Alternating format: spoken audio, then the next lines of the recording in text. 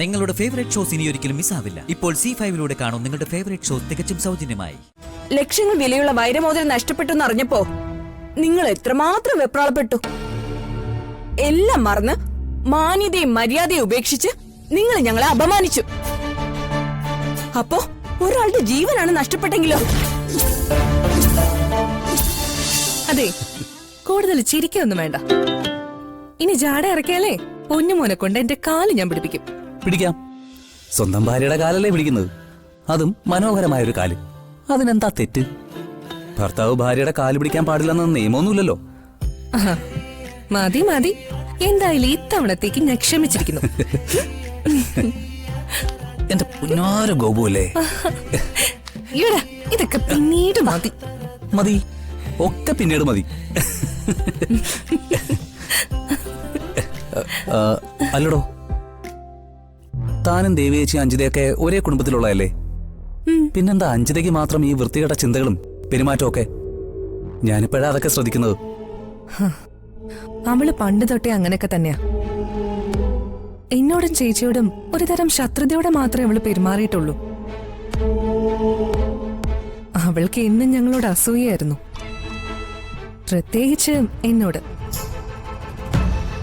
ചെയ്യാത്ത തെറ്റുകളെല്ലാം ഒരു കാരണവുമില്ലാതെ അവള് ഞങ്ങളുടെ തലയെ കൊണ്ടിടും. ചേച്ചിയോടുള്ളതിനേക്കാൾ കൂടുതൽ ദേഷ്യം അവൾക്ക് എന്നോടാ. എന്നോടൊരു തരം മത്സരം പോലെയാ. അതൊക്കെ കൊണ്ടാ എന്നിൽ നിന്നും ഋഷിയെ സ്വന്തമാക്കാൻ അവള് നോക്കിയത്. എന്നിട്ടെന്തായി? അവള് തോറ്റ് തുന്നം പാടിയില്ലേ? നാണം കിട്ടു ഉരുകിയില്ലേ? ഈ നിൽക്കുന്നത് എന്റെ ഉയിരാണെന്ന് അവൾക്കറിയില്ലല്ലോ. ഇത് കൈവിട്ടു പോയാ പിന്നെ ഋഷി ജീവിച്ചിരിക്കോ?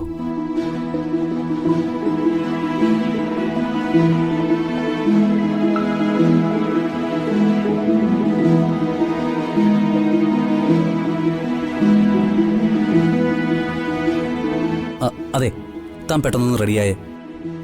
എന്തേ? നമുക്ക് നമ്മുടെ ആ പഴയ റെസ്റ്റോറന്റിൽ പോയി അന്നത്തെ പോലെ ഇത്തിരി നേരം ഇരുന്ന് ഫുഡൊക്കെ കഴിച്ചിട്ട് വരാം. Get ready.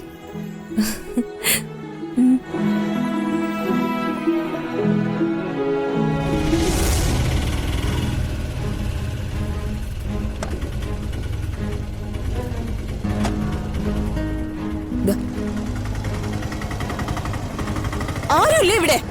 ദേവികേ, ആരുമില്ലെന്ന് ചോദിച്ചത് കേട്ടില്ലേ? ഇവിടെയുള്ള മഹാമാരി മഹതികളൊന്ന് പുറത്തിറങ്ങിക്കേ. നിങ്ങളുടെ തിരുമുഖം ഒന്ന് കാണട്ടെ. ദേവികേ. ശ്രീകലേ, എന്താ? ഓ, അപ്പൊ ഇവിടെയുള്ളവരൊന്നും ചത്തു പോയിട്ടില്ല അല്ലേ? വരണം, ഓരോരുത്തരായിട്ട് വരണം. എനിക്ക് എല്ലാവരോടും കൂടെ ചിലത് ചോദിക്കാനുണ്ട്. ശ്രീകല എന്തിനാ ഇങ്ങനെ ബഹളം കൂട്ടുന്നേ? എല്ലാവരും വരട്ടെ. അമ്മേ, എന്താ എന്തിനാ ഇങ്ങനെ ഒച്ചപ്പാടുണ്ടാക്കുന്നേ? ദേവികേ, നീ ഇതിൽ ഇടപെടണ്ട. എനിക്ക് പറയാനുള്ളത് ഞാൻ പറയും. അതെ, ഞങ്ങളുടെ കുടുംബത്തെക്കുറിച്ചും എന്റെ മകളെക്കുറിച്ചും നിങ്ങൾ എന്താണ് കരുതിയിരിക്കുന്നത്? പണവും പൊന്നും പണ്ടവും ഒക്കെ മോഷ്ടിക്കുന്നവരാണെന്നോ? ഞങ്ങള് കള്ളക്കൂട്ടങ്ങളാണെന്നാണോ നിങ്ങൾ ധരിച്ചിരിക്കുന്നത്? എനിക്കറിയണം, എനിക്കത് ഇപ്പൊ അറിയണം. അമ്മേ, എന്റെ മക്കളെ കള്ളികളെന്ന് പറയാൻ ആർക്കും ഇവിടെ ധൈര്യം ഉണ്ടായത്?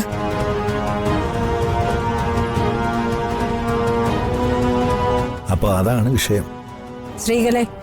ശ്രീകല ഇത്രയ്ക്ക് കലി തുള്ളേണ്ട കാര്യമൊന്നുമില്ല. ഇവിടുന്ന് ഒരു വൈരമോതിരം കാണാതായി. അപ്പൊ സംശയം തോന്നിയ ആളുകളെ ഞങ്ങൾ അങ്ങ് പരിശോധിച്ചു, അത്രേ ഉള്ളൂ. ഓഹോ, അപ്പോ നിങ്ങൾക്കിതൊരു നിസ്സാര കാര്യമാണല്ലേ? ഇവിടുന്ന് കാണാതായതേ ലക്ഷങ്ങൾ വിലപിടിപ്പുള്ള വൈരമോതിരം. അതിന്റെ മൂല്യത്തെക്കുറിച്ചും മഹിമയെക്കുറിച്ചും ശ്രീകലയോട് പറഞ്ഞാ ശ്രീകലയ്ക്ക് മനസ്സിലാവോ? അതിനുള്ള വിവരവും ബോധവും ഒക്കെ ശ്രീകലയ്ക്കുണ്ടോ?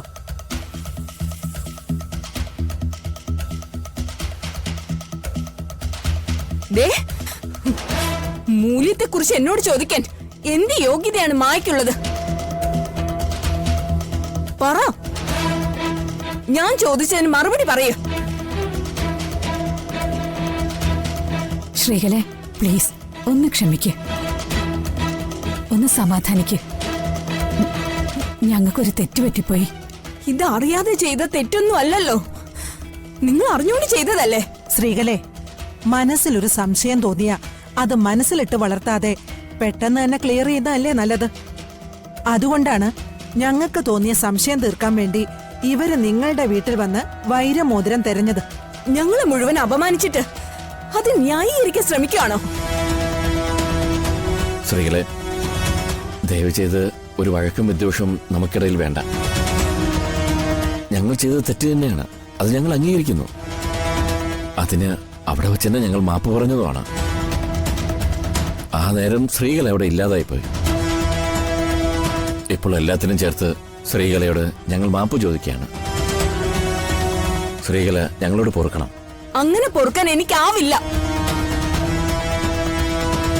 ലക്ഷങ്ങൾ വിലയുള്ള വൈരമോതിരം നഷ്ടപ്പെട്ടു എന്നറിഞ്ഞപ്പോ നിങ്ങൾ എത്രമാത്രം വെപ്രാളപ്പെട്ടു. എല്ലാം മറന്ന് മാന്യതയും മര്യാദയും ഉപേക്ഷിച്ച് നിങ്ങൾ ഞങ്ങളെ അപമാനിച്ചു. അപ്പോ ഒരാളുടെ ജീവനാണ് നഷ്ടപ്പെട്ടെങ്കിലോ?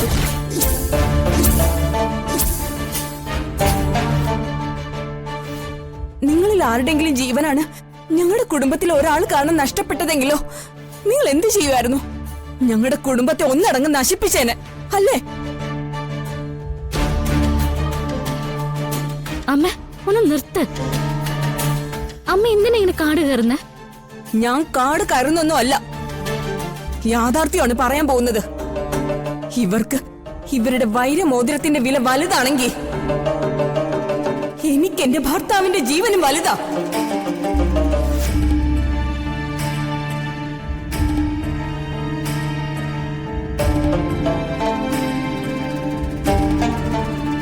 ലക്ഷങ്ങളും കോടികളും കൊണ്ട് അളക്കാൻ പറ്റുന്നതല്ല ആ ജീവന്റെ വില. അതിനേക്കാളൊക്കെ ഒരുപാട് ഒരുപാട് വലുതാ അത്. അത്രയ്ക്ക് വിലയേറിയ ജീവനെ എനിക്കും എന്റെ മക്കൾക്കും നഷ്ടമാക്കിയത് നിങ്ങളുടെ കുടുംബത്തിലെ ഒരാളാ.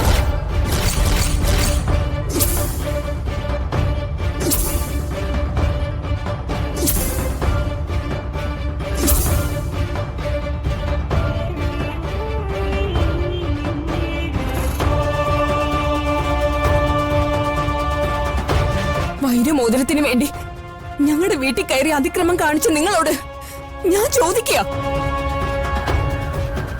എന്റെ ഭർത്താവിന്റെ ജീവൻ അപഹരിച്ചതിന് പകരം ഞാൻ നിങ്ങളോട് എന്താ ചെയ്യേണ്ടത്?